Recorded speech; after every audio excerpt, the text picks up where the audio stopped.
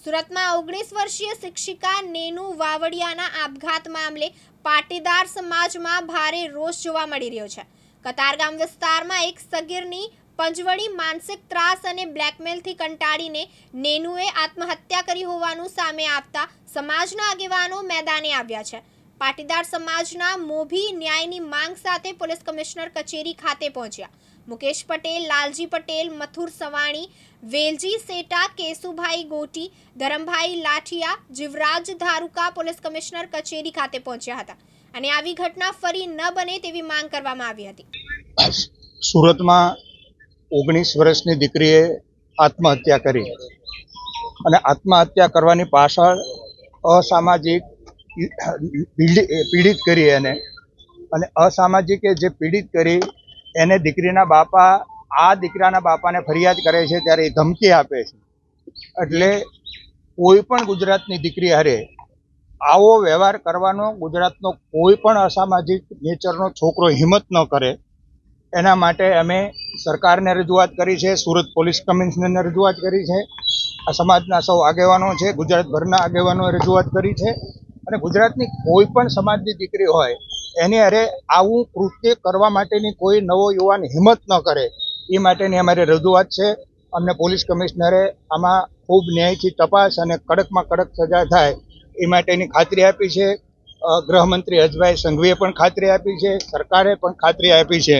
અમને પૂરો ભરોસો છે કે ગુજરાત પોલીસ કાયમ માટે આ દીકરીની બાબતમાં ખૂબ સિરિયસ હોય છે અને કડકાઈથી કામ લેશે અને આને ગંભીરમાં ગંભીર સજા મળશે। મધુરભાઈ, સમાજના મોભીઓ ઘટનાના 2 દિવસ પછી કેમ બહાર આવ્યા?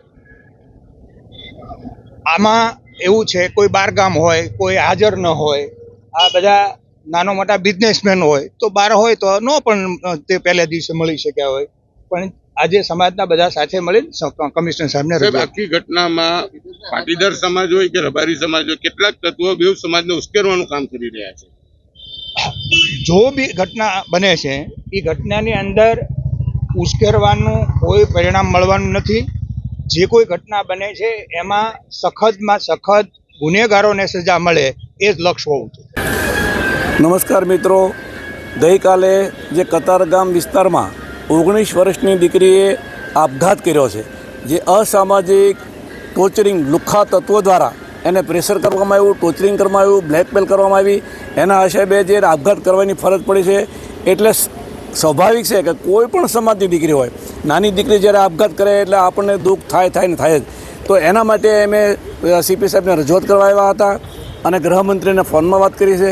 એને અમને ખાતરી આપી છે કે કોઈ પણ સમાજની જ્ઞાતિની દીકરી હોય અમે દીકરીની સાથે જ છીએ અને 100% અમે તમને ન્યાય અપાવીશું। ધરપકડ થઈ ચૂકી છે, હવે કઈ પ્રકારે ધરપકડ થઈ ચૂકી છે? અમારે તો ધરપકડ થઈ છે, પણ એના માટે જો ગુનેગારો હોય તો 100% એને સજા પણ થવી પડે, ત્યાં સુધી અમારી રજૂઆત છે। સમાપક દ્વારા દીકરીની જૂની ચેટ પણ કંઈક વાયરલ કરવામાં આવી છે, આ બાબતે શું કહો? હવે એ પોલીસનો વિષય છે, પોલીસ દ્વારા તપાસ કરી અને એનું પણ ઘટતું કરશે એવી અમને ખાતરી છે।